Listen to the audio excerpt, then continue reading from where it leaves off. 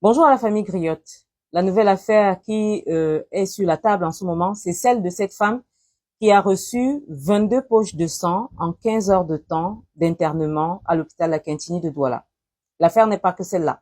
L'affaire est celle d'un homme qui a besoin de donneurs de sang, 44 au total, pour pouvoir libérer le corps de son épouse qui est justement à l'hôpital La Quintini, qui est retenu à l'hôpital La Quintini. L'histoire est celle d'un homme qui conduit son épouse dans un centre de santé au quartier Lopom à Douala. Elle donne naissance à un enfant de sexe masculin le 17 octobre 2025. Il y a une complication qui surgit et le 18, elle est conduite d'urgence à l'hôpital La Quintini, dans un hôpital de référence, l'hôpital La Quintini de Douala. Elle y arrive aux environs de 1h20 et entre-temps, il y a donc des soins, il y a une prise en charge.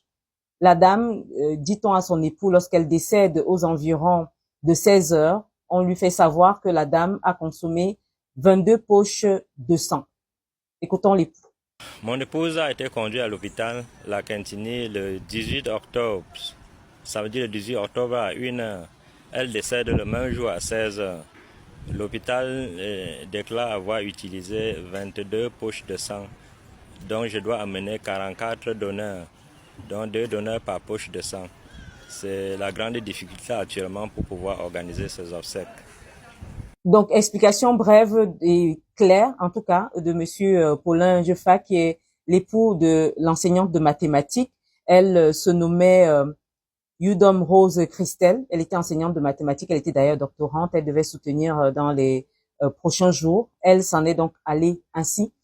Aujourd'hui, la problématique est celle de savoir comment est-ce que l'époux va trouver 40 personnes pour pouvoir rembourser les 22 poches de sang consommées en 15 heures de temps à l'hôpital La Quintini. La première question qui se posait au départ était celle de savoir si effectivement en 15 heures de temps, on peut administrer 22 poches de sang à un malade. Nous avons posé la question à un médecin qui nous a fait savoir que c'est possible en cas de coagulation intraveineuse. C'est ce qui nous a été dit.